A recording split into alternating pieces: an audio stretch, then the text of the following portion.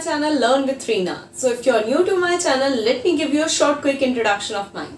I am Reena and I was working as a lecturer for 3 years, and being in touch with the students, I realized that they all are confused regarding what career should they choose. I also realized that this is not just the problem of my students, this problem is faced by the majority of students. So that's why I thought I should give them the information regarding each and every course, business and profession, so that they can choose a career based on their interest, not based on their friends' preference or family members' advice. So then I thought I should speak to such professionals who are working in those particular fields, because for me personal experience matters a lot. And when you see people growing from where they have started to where they have reached, it makes a big difference.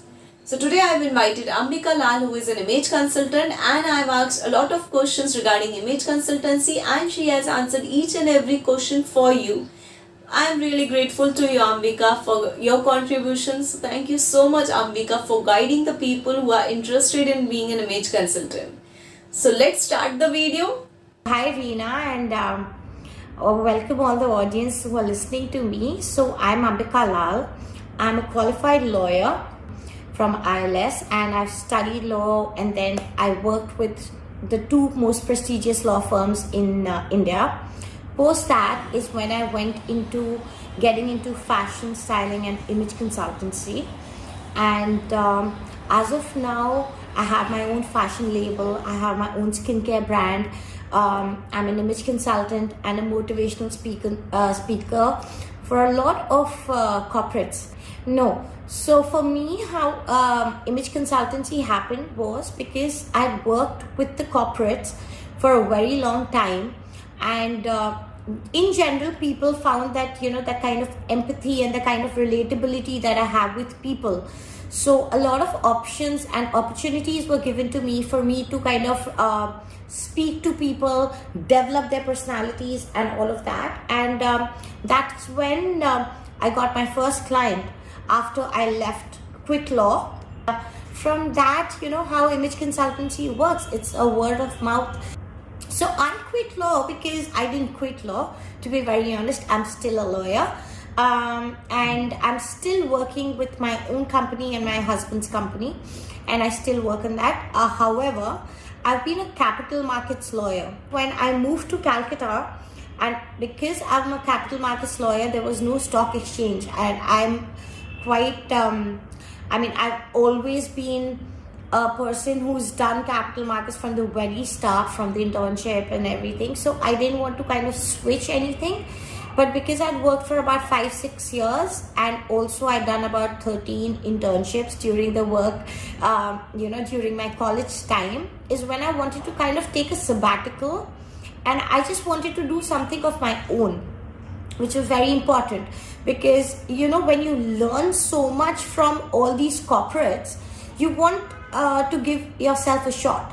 So that's when I thought okay, let me just think about doing something of my own, and why not, So the first thing that came into my mind was dealing with fashion and grooming people and doing all of that. That's when I moved to London, and I did my course from there. And I came back and I started working. The duration of the course was about 7.5 months, and then we were interning, so about a year. The job of an image consultant is actually, there's a list of things that we do, right? So when I get a personal client, right, I'm doing a client which is an independent client that I'm doing and not the corporate, what we start with is personal grooming. So the first thing is to build in confidence in every aspect. So whether it is how you walk, how you talk, how you eat, what are the conversations you're supposed to have with people that are surrounding you, at times that you meet your clientele, or maybe you're meeting your extended family, friends, whatever, right? So there's a lack of confidence which people seem to have only because there's no one to kind of coax you to do things better. My job is first to develop the personality that you already have, right? So it's a very long drawn process. it's like about 6 months to 8, probably a year, right? Like I still have clients that I've been doing and they still want to come back to me. That's because they want to know about smallest of things. They're still building confidence in themselves, and they're eager to learn the basics, which probably, you know, at times we lack. I think we all do at some point or the other. We are always there, like we can always become a better version of ourselves. On a personal note, what I feel is like everyone who's lacking confidence or who just wants like to have a person who they can kind of confide into, you know, they can like speak to, and they kind of build their confidence, is the other people who should get into getting an image consultant, you know, to help them out. The first thing that I love about being an image consultant is that I'm able to empower people, right?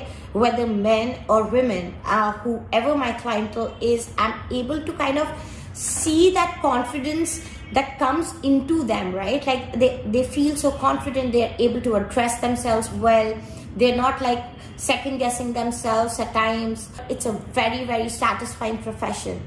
It's such a beautiful profession to be in, because the satisfaction that you get by helping someone and kind of indulging yourself into the progress and you know, like making the person grow, it's so much power that you get.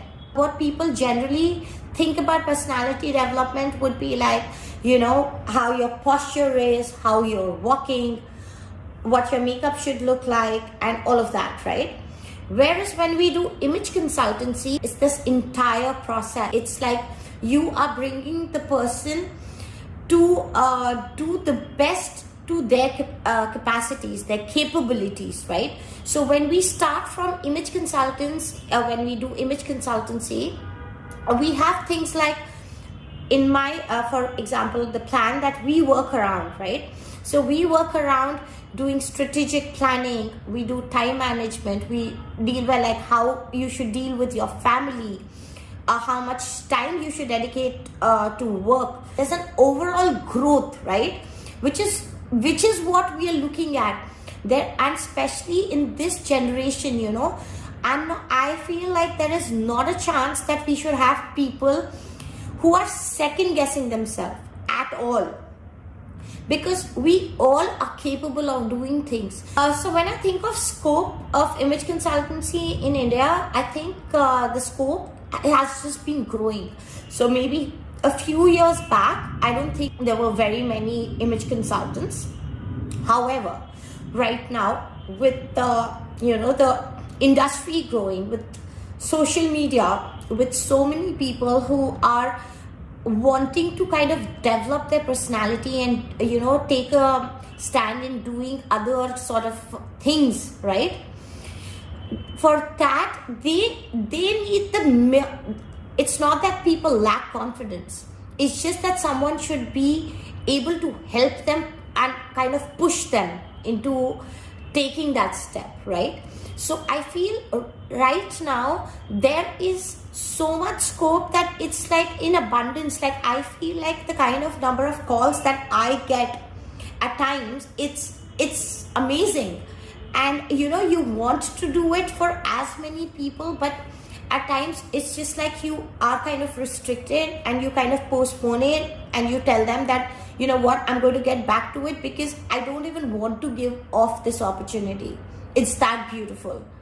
Because I mean, I don't think from whatever else that I've learned, this is one profession that gives me so much satisfaction. A person who has like the first aspect that I think a person who can be an image consultant needs to definitely have empathy and a kind of some sort of an exposure, right? Because without exposure, you'll not know what are you teaching your clients. In exposure, I don't really mean just the worldly exposure, but you need to be well read. You need to know certain circumstances, like what people are dealing with, how to deal with it, help them out. And then you need to know the basis of every single thing. Person, when they evolve and they realize that there are situations that they are able to handle, and they have made their mistakes, but however they have kind of been in a situation to mend it and make it up for everyone else, is when I feel like you can decide to do something for others. But you need to be very conscious of yourself. So I think exposure for me has been my life experiences. Truly, it's been my life experiences, the things that you share on a daily basis, right? Like, you understand the genuine problems. If you were younger, you won't understand a situation of say like what a 30-year-old lady would be, or like a 35-year-old lady would be, right? So it's out of experience. So I might have had clients who have more exposure than me, but because there is empathy, there is there's some sort of a belongingness, that I understand people, that kind of inculcates all these things together, and we kind of build as a team and work around it.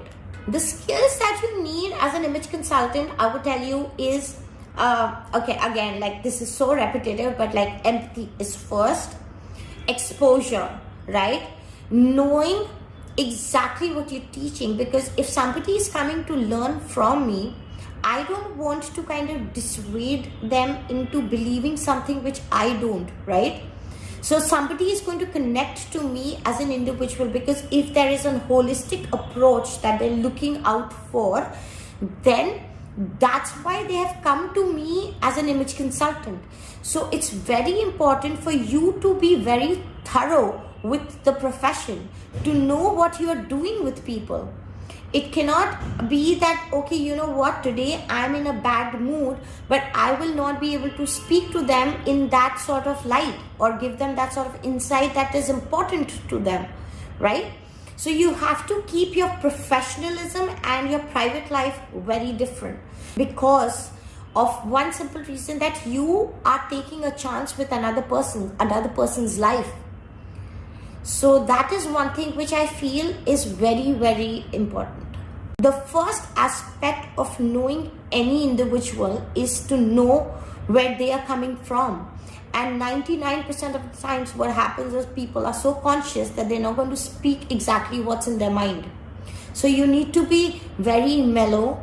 You need to be there as a friend. You need to be there as a family, to kind of let their guards down, for them to connect with you, right? So yeah, so that is one aspect which I always like. That's why my classes kind of continue for a longer period of time, because I like individuals speaking to me. I like individual kind of connecting to me. I like individual, not that in the first, like that first meeting, I'm just sitting them down and I'm like, okay, XYZ, these are the questions, can you answer it for me? No, that doesn't happen. This is human psychology. So I think human psychology is something which is the most difficult to understand. Having studied law, which is a difficult profession, being a designer, but I'm at times still stuck with understanding people, because everyone's different. Everyone's going through different scenarios, different situations.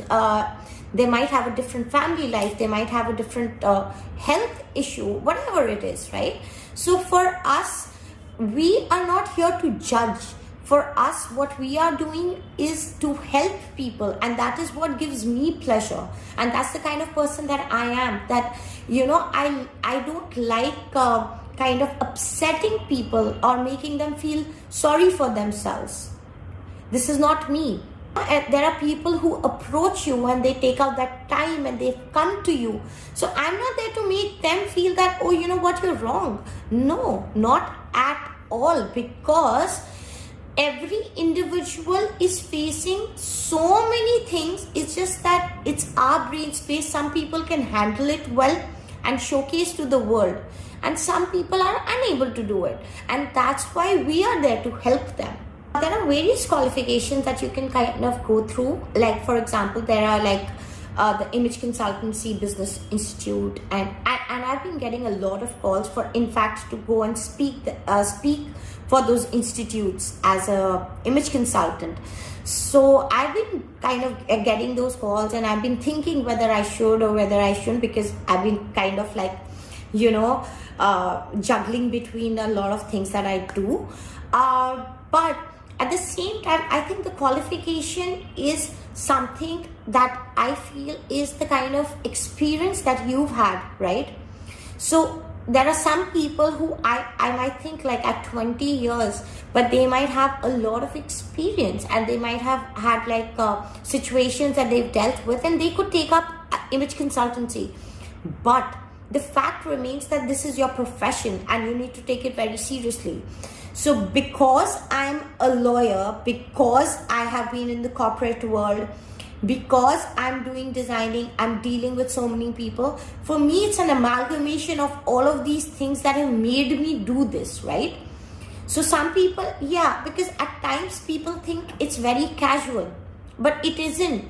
Because I feel like, like when you speak about a doctor, right? You are saving someone's life. You're doing something like you're working on a human body. Similarly, as an image consultant, you are continuously giving your best to work and develop somebody else who is your client, right? So you cannot kind of like not do anything which is not perfect. There are very many things to image consultancy. However, I have done two aspects of it. One is doing independent clients.